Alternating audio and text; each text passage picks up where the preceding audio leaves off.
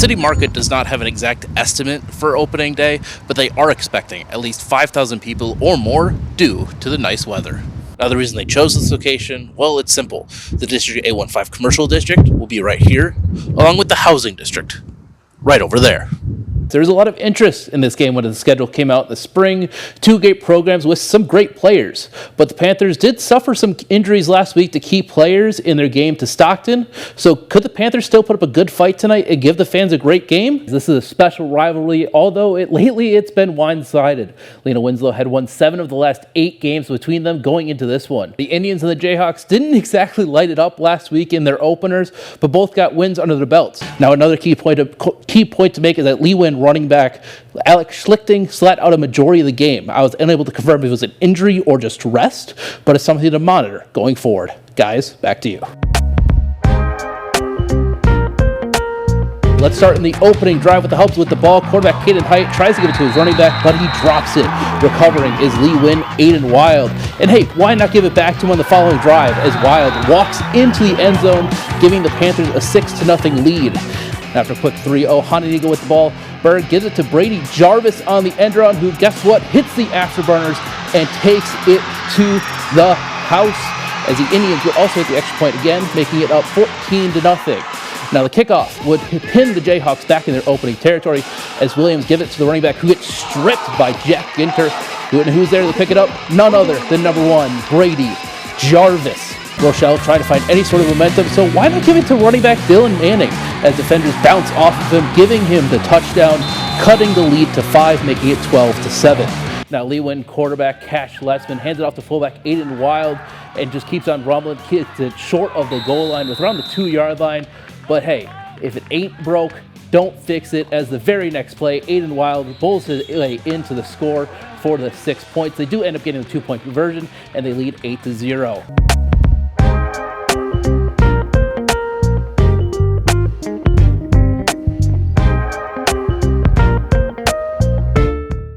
To have an avenue like a newspaper has always been important to these small communities. As of Wednesday, August 6th, the doors were shut on the News Media Corporation. Their headquarters are based in Rochelle. The news, something of a shock to a lot of people throughout Ogle County. Yeah, it's extremely disappointing. They've been a long-term paper here in our town, 50 plus years. I think this was a real shock to a lot of folks. Not sure anybody really on the outside saw this coming. Many learned about the closure on social media, including Katie McCoy. We have the local Rochelle Facebook page, and people started posting about them just closing their doors. News Media Corporation was behind 37 different newspaper companies across the Midwest, including the Ogle County Life and Rochelle News Leader. The impact of not having a local paper has some worried. Oh, gosh, we don't have the newspaper. We can't rely on some printed media to supply us with that information that we think is important to kind of gather and share as part of the museum. Some I talked to are also concerned for those who worked for the paper. What happens to them? They still have bills to pay. They still, so hopefully everyone finds a replacement job. As the future of local news in these small towns is unknown, the hope is that someone will be able to take over. I don't really know what the future plans are for them or anyone else coming in, but I would hope for a town of 10,000 we end up with someone doing a local paper. It's extremely important for our residents.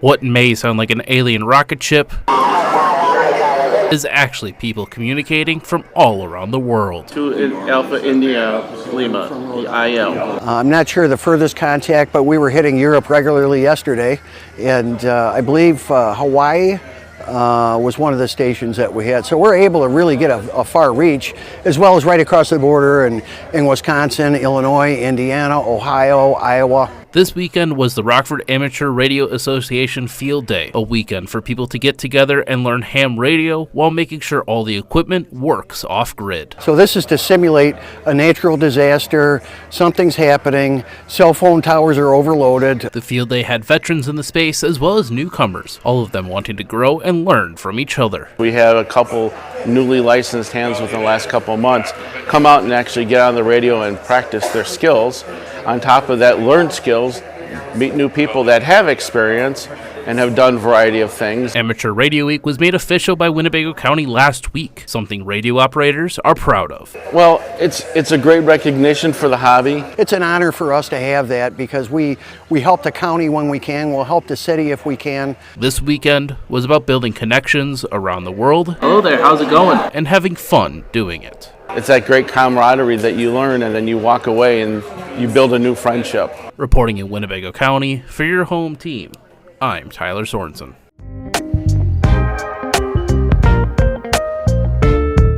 Many people flocked to Rockford's boat, vacation, and fishing show to see everything that you could use on the water. Visitors got to see new boats and listen to seminars from people in the fishing community about the best way to get the perfect catch. One person giving a seminar was former Beloit native Alec Nickel, a 23-year-old who has turned this hobby into a lifestyle thanks to one person in his life. So my grandpa's a taxidermist. He's been doing that out of Beloit, Wisconsin for 45 years. He got me into fishing at a really young age, and ever since then I've just been taking it and running with it. Alex started fishing at 3 years old, and since then he was hooked, starting diehard angling on YouTube 6 years ago and getting his guide license 3 years ago, mainly because of the support of people online. Well, obviously it's always a dream to be able to fish full-time one day, but just started off from YouTube, doing that, a lot of comments, and the community told me, you teach a lot, you should definitely do this in person. So it led me into me getting my guide's license, and then from there, now I'm doing tournaments, still YouTube, and guiding as well. A lot of Alex's guides include the younger generation, making sure to remember what his grandpa taught him all those years ago. Just remembering back to when I was younger and taking some of these kids out and people out, I was able to learn a lot at a young age, so I'm very humbled and blessed for that. The best part? His grandpa watching and supporting him every step of the way. I'm so proud of him. You know, that's his dream, and not many people can do that. You know, he fishes almost every day of the year, and he's doing exactly what he likes to do. Because you never know when those days will just become memories. Reporting in Winnebago County for your home team, I'm Tylor Sorensen.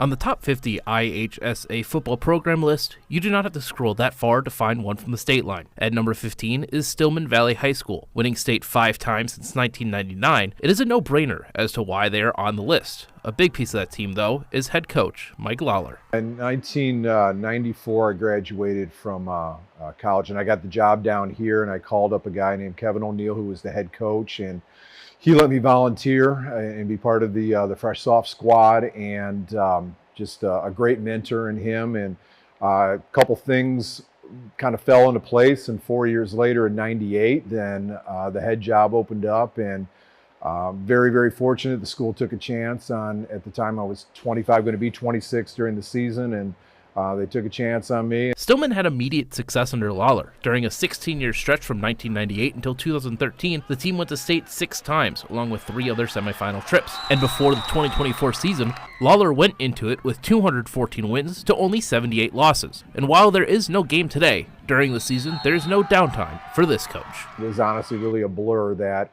you get up at 5:30 or whatever, and even before you leave the house, there's usually a few little things that you're looking at, and then you get to school, and every spare moment of the day, you're generally working on something. And then after school, your practice is typically probably 2.5 hours, and you get done with that, say at maybe 5:30 or 6, and you head home, and you're able to see your family for a little bit, and probably take another look at another half hour to an hour of film or whatever you happen to be working on, and then do it again the next day. So easily, 12, 14-hour day most days by the time you're done.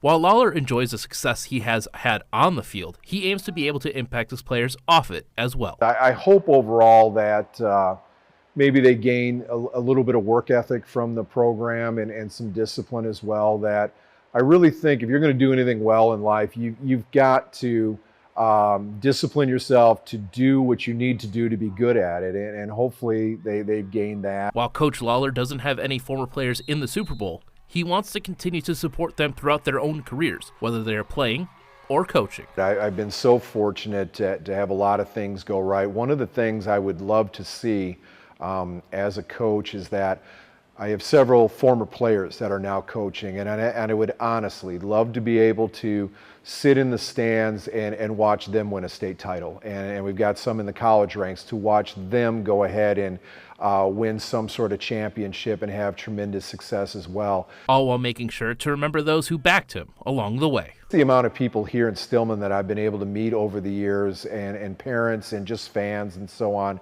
they've been very, very supportive of me, very supportive of the family, and I'm just very thankful that those people have come into my life and made it that much richer. Because at the end of the day, coaching is just another aspect of life. In Ogle County, for your home team, I'm Tylor Sorensen.